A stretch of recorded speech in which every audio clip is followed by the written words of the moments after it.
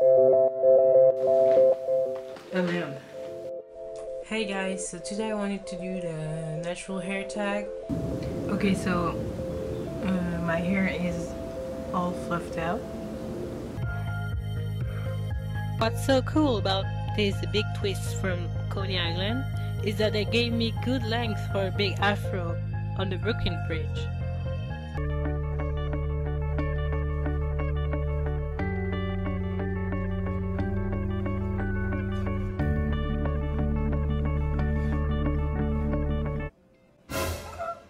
Hey, Hi! we're gonna do a hair tutorial today and on my friend Anaïs.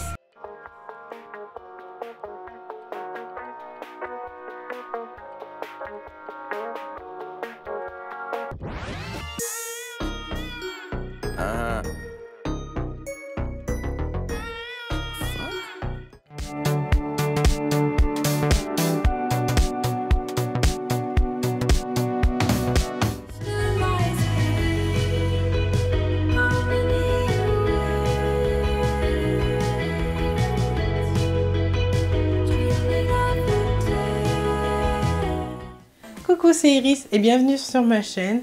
Aujourd'hui, enfin pas aujourd'hui, depuis quelques jours, ça fait 4 ans que je suis sur YouTube et j'avais envie de faire une vidéo un peu, voilà, réponses, questions, tags, opinions, chaîne préférée. Pourquoi j'ai ouvert ma chaîne, comment ça m'est venu, quand est-ce que je l'ai ouvert, etc.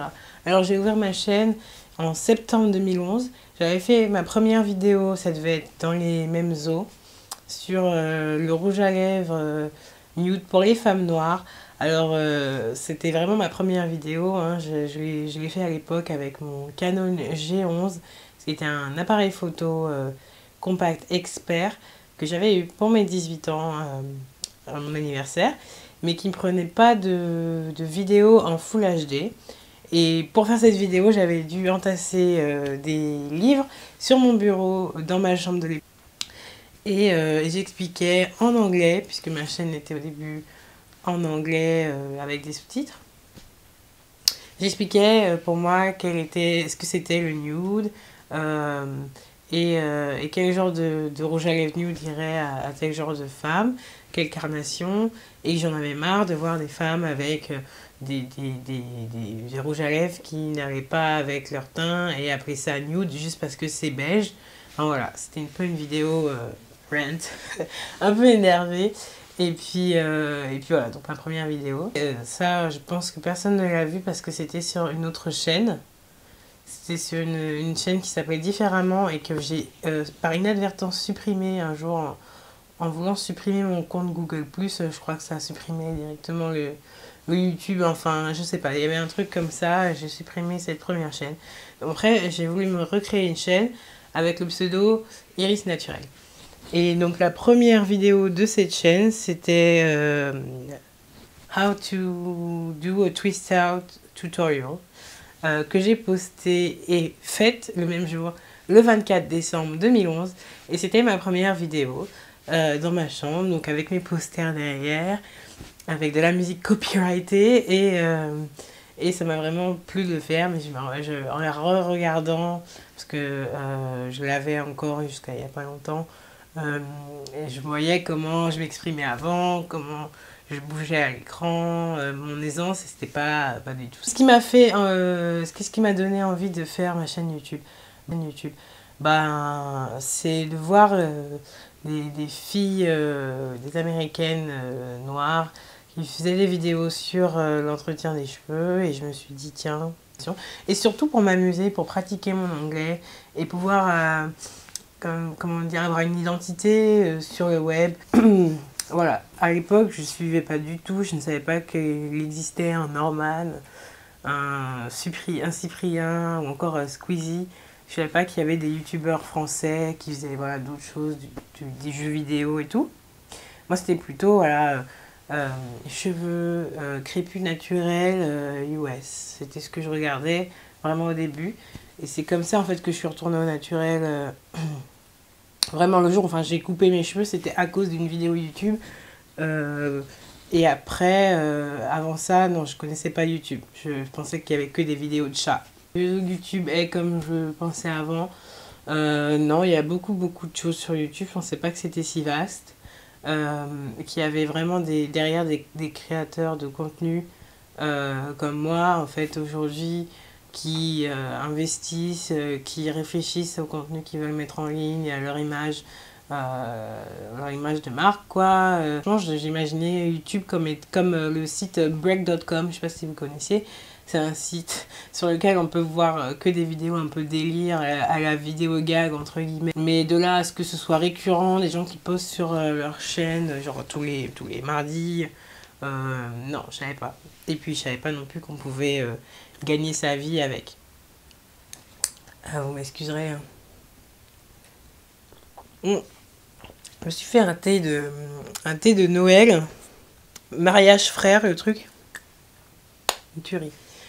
Cette vidéo, en fait, cette idée m'est venue d'une abonnée, Elodie, qui m'avait envoyé un mail et enfin on discutait, on avait échangé plusieurs fois. Elle me disait, ouais, t'as jamais eu envie de faire une vidéo, genre un tag YouTube que t'inventerais un peu toi-même avec les pires trucs qu'on t'a dit, les meilleurs messages que t'as reçus. Je me suis dit, tiens, pourquoi pas faire ça? Un tag qui s'appelle le YouTube Tag, qui devait tourner sur Tumblr, avec des questions, genre les 5 youtubeurs préférés, la première chaîne à laquelle je me suis abonnée, la première chaîne à laquelle j'ai dû m'abonner. C'est trop dur de remonter. Je sais que la première vidéo que j'ai vue, c'était soit Nicki May 2003, son Big Shop, soit une youtubeuse qui a fait quelques vidéos. Je sais. Et j'ai peut-être dû m'abonner, mais j'avoue que je sais pas. Je pourrais pas dire. The YouTuber I never expected to love as much as I do now. Je dirais Caroline Safia. J'aurais jamais pensé vraiment accrocher à leur chaîne comme ça. Parce que quand j'ai regardé au début, parce que voilà, je me suis mise de plus en plus l'an dernier à regarder des vidéos françaises, ce que je faisais pas jusqu'alors. En tout cas en dehors, après, donc en 2012, j'ai dû découvrir un peu les chaînes pour cheveux naturels, tenues par des filles noires francophones, quoi, qu'elles soient françaises ou belges ou autres. Et, mais j'avais jamais regardé les chaînes YouTube, on va dire généralistes, françaises. Et pas un truc que je regardais en fait, auquel je m'abonnais, je regardais. Là, j'ai découvert la chaîne donc, de Caroline Safia, ça fait déjà plus d'un an et demi peut-être. Et je pensais pas m'accrocher autant. Donc c'est vraiment une youtubeuse que je pensais pas aimer ou adorer autant à l'époque, quoi. The YouTuber everyone else loves that I don't. Je pense que ça devrait être Cyprien, je regarde pas ses vidéos et j'ai jamais vraiment accroché. Après ça, je trouve que les questions ne sont pas terribles, donc je vais ajouter mes questions à moi.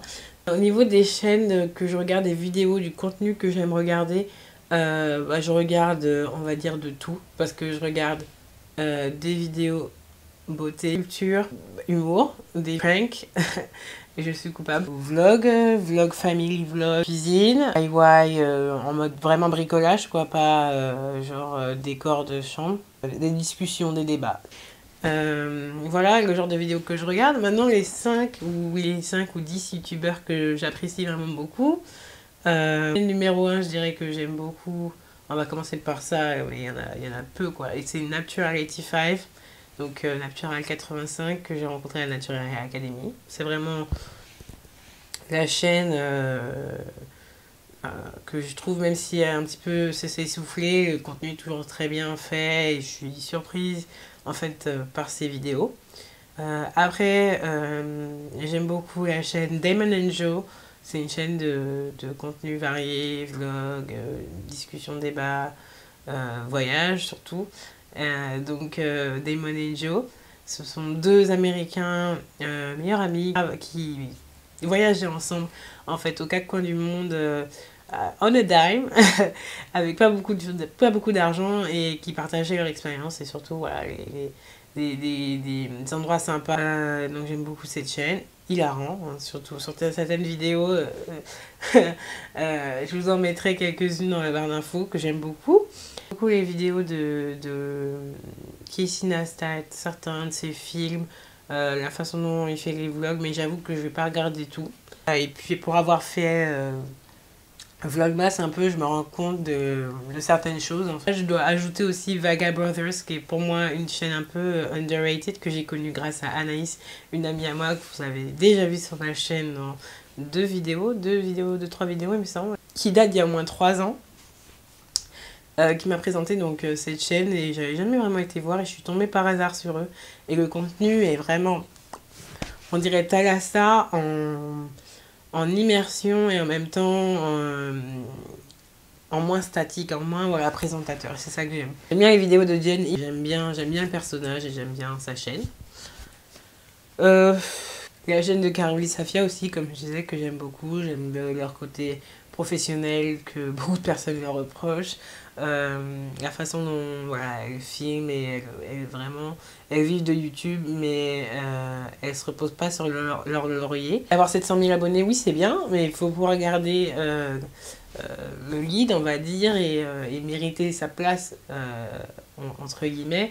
Et je trouve qu'elles font ça très bien. Elles apportent toujours de la fraîcheur et du contenu, je dirais pas original, parce qu'il y a des choses qu'elles veulent que ça existe, mais elles le font bien. Et quand une vidéo sort, il n'y aura jamais de couac ou de problème.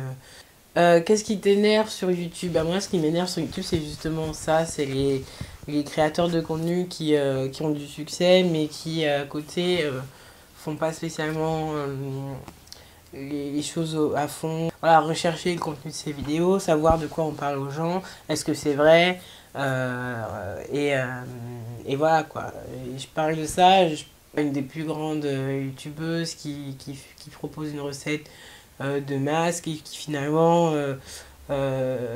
après ça dit qu'elle ne savait pas que ça piquait et que les gens qui se plaignent, bah en gros, fallait pas suivre mes conseils ou fallait tester avant. Enfin voilà, ce genre de truc, je pense que les youtubeurs font pas toujours. Est-ce que tu te verrais être youtubeuse? Ça, c'est une question d'Élodie. Est-ce que tu voudrais vivre de YouTube et tout? Bah écoute, si j'avais, je sais pas moi, 100 000 ou plus abonnés et que je sais pas par quel moyen, parce que je pense qu'à 100 000 c'est assez dur de gagner sa vie. Je pouvais gagner ma vie, bah oui, je le ferais. Par contre, je me rends compte que ça doit pas être un boulot hyper marrant. Alors le côté, t'es pas dans un bureau, t'es vraiment... Tu gères ton truc, t'es auto-entrepreneur, mais en même temps, ok, c'est cool, mais c'est vraiment très solitaire comme job. Enfin, t'es assis, déjà, tu vois pas les gens à qui tu parles, t'es assis devant un trépied.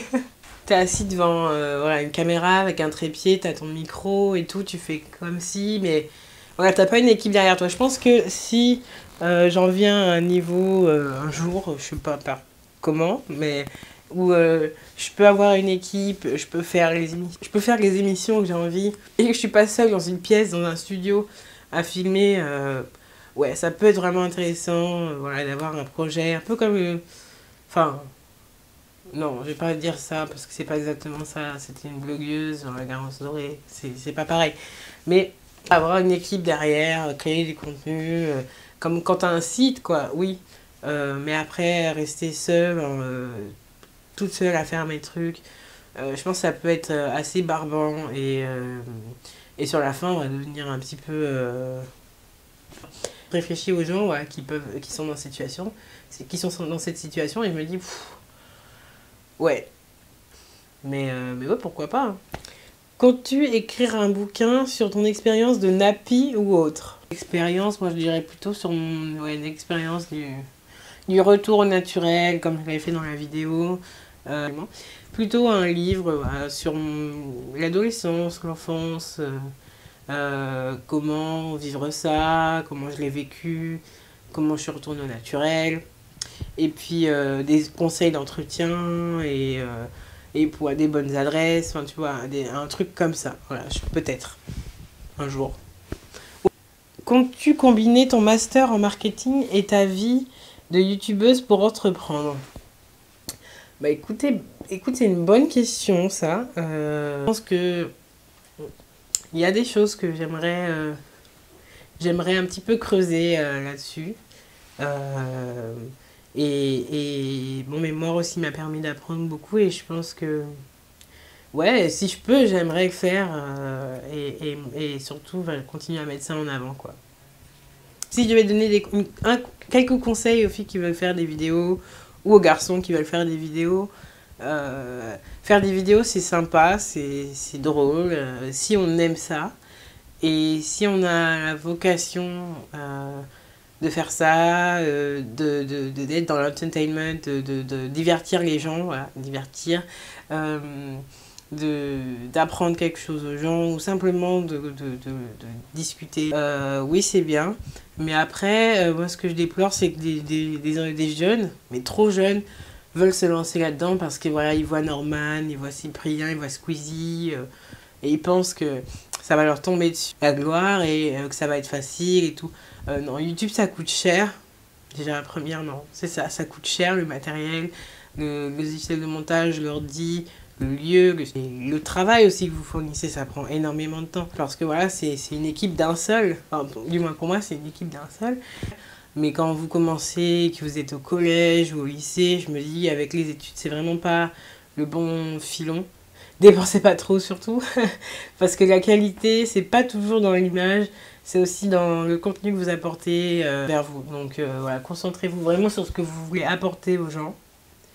Et voilà, c'est tout. Puis, si je devais parler de ma plus belle réussite depuis que je suis sur YouTube, je dirais que c'est ma vidéo sur la morning routine. Elle vous a beaucoup plu et moi j'ai vraiment pris plaisir à la faire. C'est ce genre de vidéo que j'ai envie d'apporter plus. Enfin, quand je dis ce genre, c'est pas juste des vidéos routine, beauté et tout. C'est faut que j'arrête de dégorger en plein milieu de phrase. C'est des vidéos que j'ai envie de faire, qui me viennent de moi, pas juste parce que je suis youtubeuse beauté. En plus, je suis noire et j'ai les cheveux crépus. Donc il faut que je me limite à un truc. Non, j'ai une personnalité, il y a des choses que vous n'avez pas encore vues, que j'aime et que j'aimerais vous montrer. Bon voilà, c'était pas vraiment un tag, c'était juste une vidéo que j'avais envie de faire en l'honneur de mes 4 ans sur YouTube. Content de les avoir d'avoir passé ces 4 ans avec vous, ou 3 ans, ou 2 ans, ou 6 mois, ou une semaine. Et si c'est la première vidéo que tu vois de moi, n'hésite pas à t'abonner juste ici. Il y aura un bouton sur lequel cliquer qui t'abonnera directement. Tu recevras toutes les notifications pour mes prochaines vidéos. Je souhaite de passer un réveillon de nouvel an au top. Et on se revoit en 2016. Bye!